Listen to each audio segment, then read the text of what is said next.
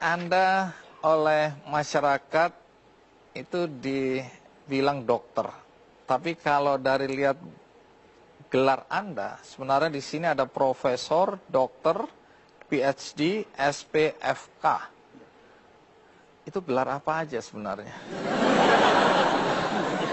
Biasa saja itu kan. Gelar yang biasa-biasa aja. Saya satu pun tak.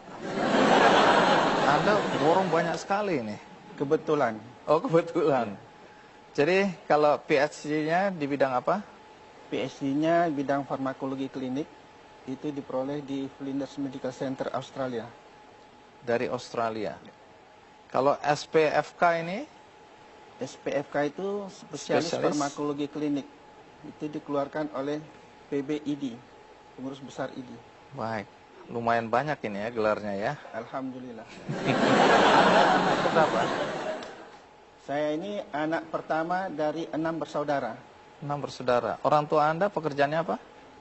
Dulu tukang jahit. Sampai akhir hayat tukang jahit. Oh, dulu tukang jahit sampai akhir hayat tukang jahit. Almarhum. Almarhum. Kedua orang tua tukang jahit. Iya. Kalau pendidikan orang tua apa? Alhamdulillah tak tamat SD. Tidak tamat SD. Iya. Sementara Anda punya segudang gelar. Kalau Anda sendiri punya anak? Alhamdulillah ada anak 3. Pendidikan anak apa? 1 sarjana hukum, 2 dokter. Apa sewaktu kecil Anda memang sudah bercita-cita jadi dokter? Oh tidak. Waktu tamat SD dibuat acara perpisahan oleh Ki Sugondo Kartoprojo. Saya itu sekolah di Taman Siswa. Dia bertanya sama saya, Aznan, kau nanti udah besar mau jadi apa? Saya katakan, saya ingin jadi orang yang berguna untuk orang banyak, tapi berbeda dari orang lain. Tunggu, anak umur berapa? Umur 12 tahun. 12 tahun. Ingin berguna bagi masyarakat banyak, tapi yang berbeda. Nah, dari orang lain. Dari orang lain. Jadi katanya apa yang bukan ada dokter, bukan. Insinyur, bukan. Pokoknya berguna untuk orang lain. Kemudian, bagaimana sampai muncul keinginan untuk sekolah dokter? Itu waktu SMP, saya lagi belajar sampai larut malam, belajar aljabar, datang Jalan Abang, kemudian dia tegur, An, nanti udah besar mau jadi apa kau? Saya katakan, saya ingin jadi sarjana nuklir. Ya, ngapain bunuhin orang katanya. Carilah bidang yang banyak menolong orang banyak. Katanya. Saya katakan kalau gitu, saya buatlah rankingnya. Yang pertama dokter, andai kata tidak bisa dokter jadi guru. Kalau nggak bisa jadi guru, saya jadi perawat. Alhamdulillah, 3-3-nya sekarang saya dapat.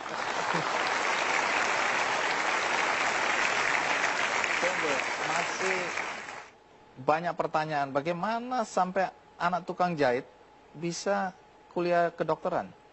Dari mana uangnya? Saya masuk kuliah kedokteran itu berbohong dengan orang tua. Karena orang tua dari awal, dia tahu kita mau kedokteran, tapi dia tidak mengizinkan. Maka waktu itu karena saya SMA-nya bagian PAL, bisa masuk kemana-mana, saya cuma minta uang Rp500 mendaftar ke satu fakultas. Saya masuk ke kedokteran. Orang tua tidak tahu. Cuma setelah lulus, baru orang tua sedikit emosi. Kenapa bisa masuk kedokteran? Kan udah dibilang jangan. Takut ini ya? Karena Jadi biayanya mahal. Saya katakan, Pak, sekali inilah aku minta duit.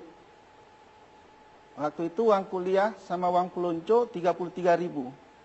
32.000 untuk uang kuliah setahun, 1.000 untuk, kalau sekarang istilahnya PEMA, berikut jaket-jaketnya. Hanya sekali itu saya minta uang sama orang tua. Tapi kan habis itu biaya-biaya lain akan ada. Dari mana? Saya ngasih privat les. Ngasih les di banyak anak-anak SMA. Oh, Anda cari uang sendiri nih? Cari uang sendiri. Saya dengar ada jualan fotokopi juga. Oh, itu waktu mahasiswa, saya selalu membuat kumpulan soal-soal, dan itu dijual di kalangan mahasiswa. Alhamdulillah, ada juga uangnya. Oh, dari situ Anda membiayai kuliah Anda sendiri. Orang tua nggak bantu-bantu lagi. Tidak. Anda sekarang ini dikenal sebagai dokter aneh di Medan. Anehnya di mana? Pertama dari penampilan. Gara-gara penampilan ini saya kena cekal. Oh, kenapa begitu? Saya dituduh Islam ekstremis sebelum pergi ke Australia. Terus apa yang terjadi? Ya 3 tahun saya menunggu untuk bisa direhabilitasi. Gara-gara penampilan seperti ini? Iya.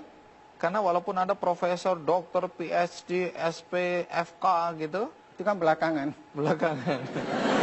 Nah, masyarakat di sana manggil Anda apa dengan semua gelar ini? Mereka nggak lihat itu profesor, mereka panggil Buya. Oh, jadi Anda lebih dikenal sebagai Buya? Iya. Ayah. Baik, kalau gitu kita lanjutkan, Buya. Anda tadi disebut aneh, bukan karena penampilan sebenarnya, lebih karena apa yang Anda lakukan dalam praktek kedokteran tidak biasa. Bukan dalam tindakan, tetapi dalam pembayaran. Pertama yang dianggap aneh, Anda tidak mencantumkan atau tidak memakai papan nama katanya. Padahal hampir semua dokter, bahkan belum praktek, plang namanya duluan. Anda sudah praktek sampai hari ini, tidak ada plang juga. Betul. Kenapa begitu? Karena setelah pulang dari Australia, saya sebenarnya tidak berniat untuk praktek. Tapi ketemu dengan pasien yang lama, mereka mengatakan, dokter kita sudah pulang, dokter kita sudah pulang. Jadi satu-satu mereka muncul. Mereka cegat di tengah jalan apa segala macam. Ya mau tidak mau, saya harus melayani mereka. Terus?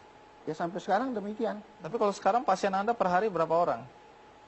Minimal 30, tapi bisa sampai 153.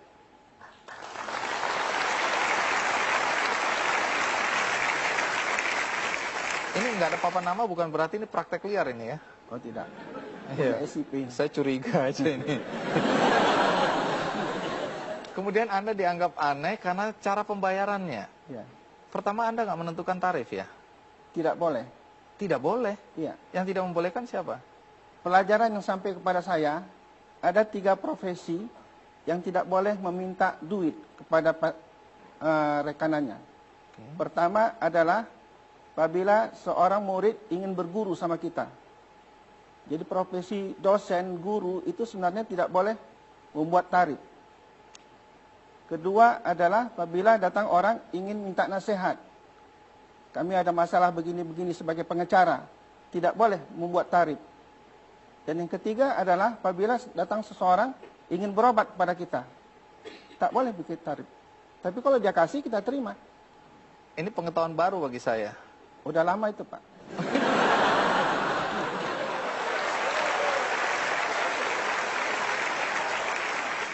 Siapa saja yang membantu Anda di tempat praktek itu sekarang? Yang membantu istri saya. Kalau yang ikut berpartisipasi, banyak calon dokter yang belajar di praktek. Oh, ikut membantu Anda ya? Ya. Nah, berikutnya ini berkaitan dengan keanehan dan pembayaran tadi. Walaupun Anda mengatakan bahwa ada 3 profesi tadi, guru, pengacara, dan dokter, yang tidak boleh sebenarnya menetapkan tarif. Ya. Menarik karena hampir semua profesi itu yang kita kenal menetapkan tarif. Ya. Kemudian yang membuat Anda aneh tadi sistem pembayaran dengan amplop. Saya dengar bahkan ada yang ngasih amplop dan kosong. Betul. Ini gara-gara Anda sendiri nih ya. Anda cari-cari perkara sih. Nah, bagaimana ceritanya? Kita rehat sejenak. Ikuti terus Ki Candy. Gini loh, orang udah punya rumah 1, pengen punya 2, punya 3, punya 4, karena itu dia kerja dan menetapkan tarif. Anda belum punya rumah, tapi Anda tidak mau menetapkan tarif. Kebahagiaannya di mana ya?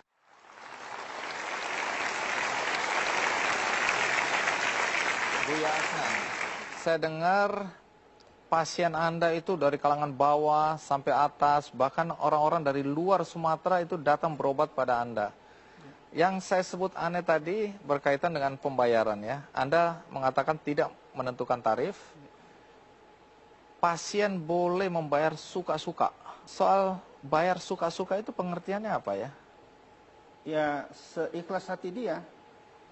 Jadi kalau saya datang berobat, kemudian hanya punya 5.000 saya kasih, Anda terima? Dengan senang hati. Karena saya tak tahu Bapak bayar 5.000 kah, bayar 1 juta, saya tidak tahu. Kenapa Anda nggak tahu? Saya tidak pernah buka amplopnya. Oh, jadi semua pembayaran seperti digambar itu diberikan melalui amplop. Iya. Terus kemudian dengan cara seperti itu apakah Anda nggak merasa dirugikan? Di mana ruginya? Nyatanya kan tetap kaya kan?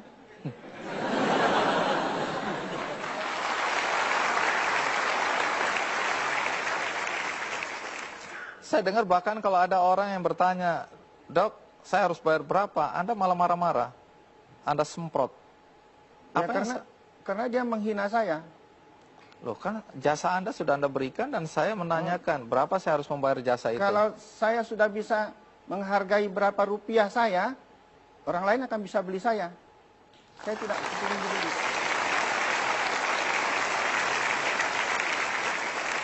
Tapi bagaimana reaksi istri, anak-anak dengan kelakuan bapaknya atau suaminya yang seperti ini? Alhamdulillah berterima. Mereka menerima. Iya, kalau nggak terima pecat aja. Siapa suruh jadi bini saya? Saya dengar ada juga orang yang ngasih amplop dan amplopnya ternyata kosong. Nah, bagaimana reaksi Anda kalau lihat amplop-amplop kosong itu? Alhamdulillah saya nggak tahu siapa yang ngasih kosong. Jadi nggak bisa marah pada orang itu ya? Ya, karena saya akan perlakukan sama. Baik dia pejabat tinggi apa segala macam, kalau pantas dimarahin, saya marahin. Padahal Anda kan harus membiayai keluarga. Dari mana uang? Lebih dari cukup. Karena uang itu begitu dapat langsung dibagi. Ada pos-posnya. Untuk zakat berapa, untuk orang tua berapa, untuk tabungan rumah berapa. Karena sampai sekarang kan nggak punya rumah. Anda nggak punya rumah? Ya, nompang sama mertua. Nah, itu akibatnya. Ya. Nah, ini yang saya maksud kan. Orang harus gini loh, orang udah punya rumah satu, pengen punya 2, punya 3, punya 4, karena itu dia kerja dan menetapkan tarif. Anda belum punya rumah, tapi Anda tidak mau menetapkan tarif. Kebahagiaannya di mana ya? Kebahagiaannya, uang yang diperoleh itu kan dinikmati dalam bentuk yang lain, ya kan? Salah satu, alhamdulillah kami semua sudah haji. Cucu saya pun sudah umur setahun sudah bawa umrah.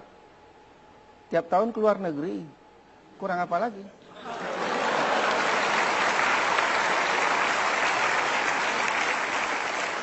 Buya, mungkin falsafah hidup Anda ini asing bagi anak-anak muda sekarang yang merasa bahwa materi adalah ukuran sukses. Mungkin ada nasihat buat anak-anak muda. Nasihatnya gampang. Apa yang dicari dalam hidup ini? Dulu ada film, Apa Yang Kau Cari Pak Lupi. Apa konteksnya dengan pernyataan atau nasihat Anda ini? Ya karena macam kata Bapak tadi, sudah punya satu rumah, ingin rumah yang lain. Sementara badannya cuma satu. Apa bisa didiaminya ke sekian banyak rumah? Berapa banyak orang yang kaya, ternyata dia tidak berjalan sama istrinya. Istrinya jalan sama supirnya. Ya kan? Dia kaya, tak pernah tinggal tidur di tempat tidur matras yang dia milikin. Dia teler di ruang tamu. Jadi, apa yang dia cari dengan harta tadi? Yang penting cari kekayaan yang berkat. Berkat itu yang menikmati kita dan orang lain. Jadi kalau sudah sama-sama mengalami, merasakan, alhamdulillah kita sudah kaya. Hidup tidak berutang, itu nomor 1. Baik, terima kasih Buya Asnan. Sama-sama. Hari ini bisa berbagi cerita dengan kami, berbagi filosofi hidup dengan kami semua, terutama untuk anak-anak muda, dan terutama dokter-dokter atau calon-calon dokter ya. Mudah-mudahan apa yang Anda sampaikan ini memberikan teladan bagi mereka. Alhamdulillah. Sekali lagi terima kasih. Sama-sama. Iya. Terima kasih.